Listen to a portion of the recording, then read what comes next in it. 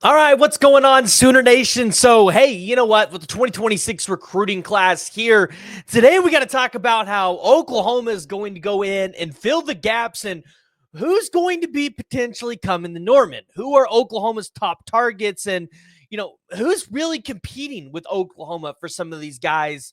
I think there's a lot of noise going around social media, a lot of things that y'all are hearing, but we're going to hopefully consolidate some of this information, wrap it up for y'all today. Hey, you know what? And if you're new to the channel, make sure you hit that like and you hit the subscribe button.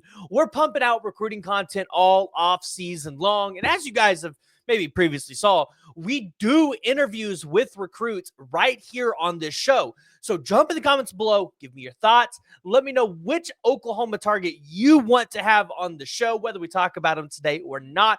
We'll try to get them on. And additionally, if you're new to the channel, make sure you wipe your feet, hit that like, hit the subscribe button. This channel is completely free to you. All you have to do is continue to subscribe. Let me know you want more of this content, and we'll record more of it daily.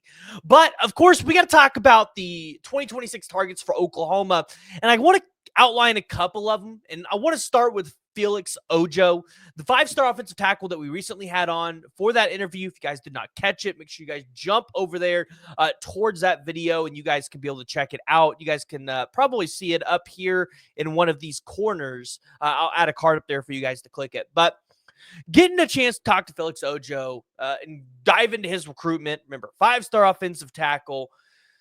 Kind of learning about the schools that are really competing with Oklahoma here. It's Texas, it's Ohio State, and it's obviously OU. Now, I think a lot of people saw Hayes Fawcett conveniently put out another post that day as well, talking about how Ohio State is second in Felix Ojo's race. And that's kind of the feeling that I got in the interview with Felix Ojo. Kind of got the feeling when we were talking about it, Ohio State kind of came out of left field multiple times in that interview.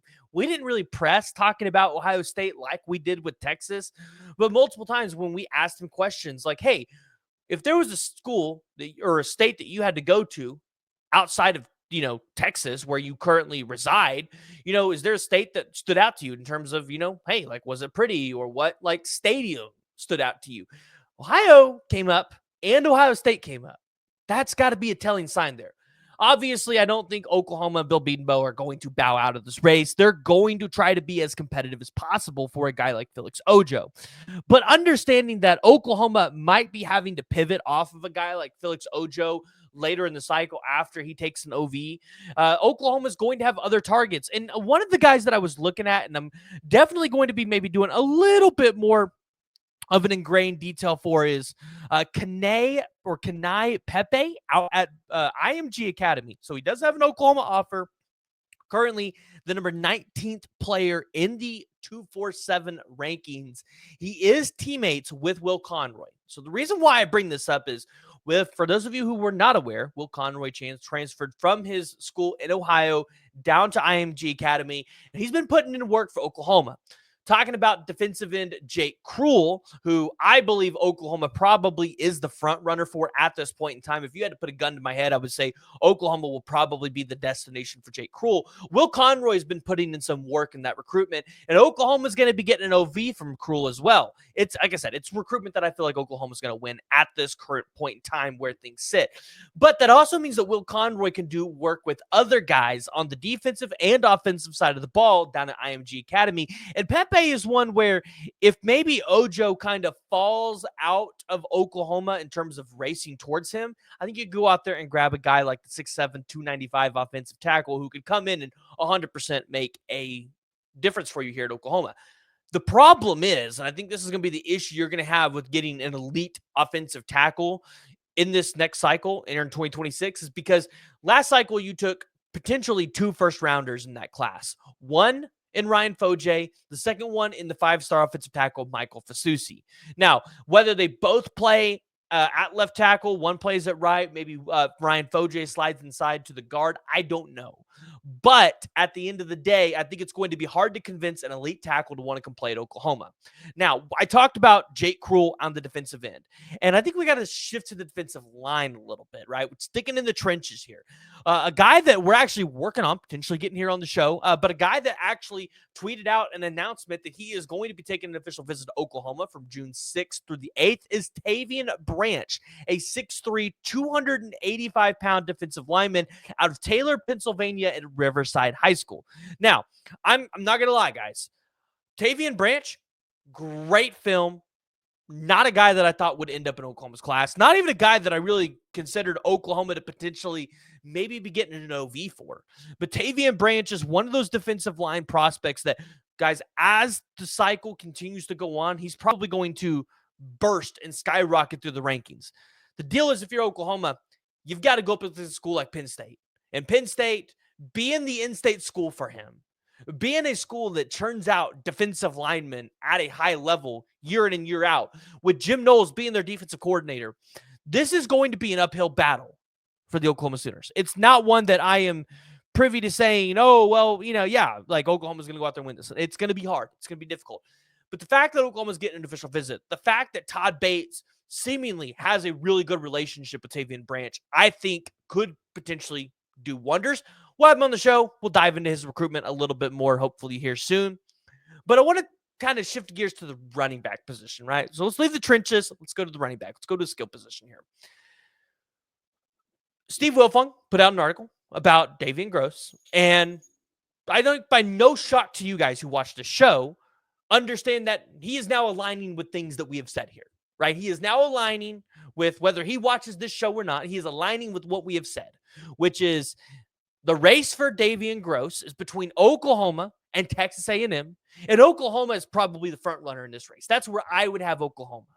Davian Gross out of Lone Star High School in Frisco, Texas, teammates with Ryder Mix and also the 4-star safety in Jordan Deck that Oklahoma is going after as well. The staff has been down there to his school visiting him. I don't know if they did an in-home visit with him or not, but Davian Gross, currently the number 29th ranked player in the 247 composite rankings, 27th in the 247 rankings.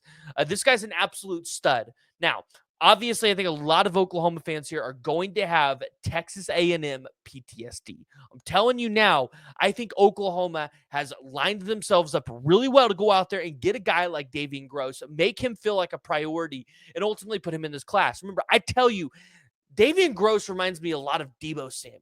I think you could use him in a lot of ways like that. And Ben Arbuckle would salivate over a kid like that being in this program. And so with Oklahoma potentially having a significant need at running back, like you're going to lose potentially Javante Barnes. You're going to lose Sam Franklin. I'm trying to think. You'll probably lose Sawchuk as well. Like, you're going to lose 3 backs. Oklahoma's going to need to probably replace those 3 backs with at least 2 to 3 young guys. And so Davian Gross could be one of them. Obviously, you've got the in-state guy in Caden Jones that I think a lot of people really believe is going to end up in this class, but he's going to take his time in this recruitment. He's going to go out there, take his official visits. And so some of the Oklahoma fans are going to have to wait a little bit longer for. But the other prospect that you're seeing a lot of hype all over all over Twitter for is Raylan Morris. Now, currently committed to Baylor, right? Going to be taking visits to Oklahoma. The question is DeMarco Murray and the staff actually going to be able to go out there and flip a kid that's currently committed to Baylor? Are they going to want a kid like Raylan Morris after they potentially take a guy like Davian Gross and Katie Jones? I think yes, because again, I think you're going to look to probably take 2 to 3 running backs. And I think with Davian Gross's abilities, I think you would want 2 guys that could play the running back position full time, as Davian Gross can kind of be a flex running back wide receiver.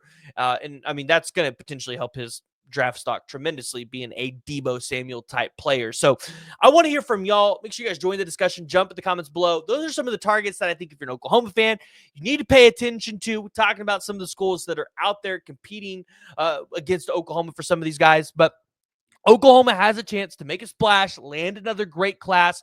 I think this one's going to be a little bit bigger than the one from last year. But remember, with where the scholarship limits are currently set, probably a good chance Oklahoma's taking less than 25 guys. So jump in the comments below. Let me know your guys' thoughts. If you guys have not already, make sure you guys hit that like and hit that subscribe button.